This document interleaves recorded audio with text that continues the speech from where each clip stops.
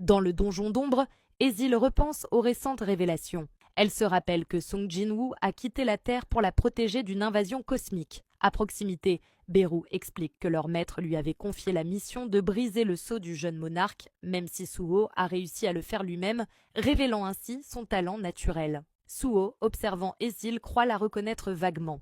Ezil confirme qu'ils se sont rencontrés pendant son tutoriel, lui rappelant sa promesse de se souvenir d'elle, promesse qui semble avoir disparu de sa mémoire. Suho fronce les sourcils, luttant pour reconstituer ce souvenir flou, presque hors de portée. Puis un éclair de clarté le frappe. Il se souvient avoir affronté Ezil, lui disant qu'il en finirait rapidement car son temps était précieux. Il se rappelle aussi qu'elle s'était rendue presque immédiatement. Beru, assistant à la scène, commente avec sévérité, reprochant à Ezil sa réaction lors d'un test crucial pour le jeune monarque. Puis il la fixe, voulant savoir ce qui a bien pu l'affaiblir autant et ce qui s'est produit dans le royaume démoniaque. Ezil explique qu'après la victoire de Song Jin-woo contre le roi démon et les nobles, le clan Radir est monté au pouvoir et a gouverné pacifiquement le château démoniaque, attendant son appel.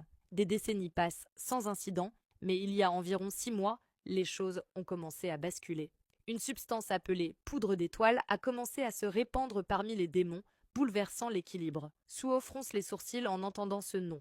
La poudre d'étoile, il croit en avoir déjà entendu parler lors d'un combat contre des démons. Elle ne semble pas affecter les démons de haut rang possédant énormément de mana, mais elle amplifie considérablement le mana des démons de bas rang, sans coût apparent. Ezil poursuit, grâce à cette substance et à l'absence prolongée de Song Jin-woo, les démons se sont unis sous une même bannière pour renverser le clan Radir, allié du monarque des ombres. Ce qui commença comme une rébellion se transforma en une guerre totale. Le clan Radir lutta désespérément pour défendre le château confié par leur maître, mais après 6 mois de conflit, il tomba. Ezil baisse la tête, accablée, honteuse d'être la seule survivante alors que tous les siens sont morts. Elle se demande comment Song Jin-woo réagirait, maintenant que le royaume démoniaque est perdu sous sa garde. Suho, voyant sa détresse, réfléchit en silence. Il se demande ce que son père aurait dit. Il est convaincu que Song Jin-woo aurait reconnu la loyauté et les sacrifices du clan Radir, même en son absence. Son regard s'adoucit et il rend hommage à Ezil ainsi qu'à ses compagnons tombés.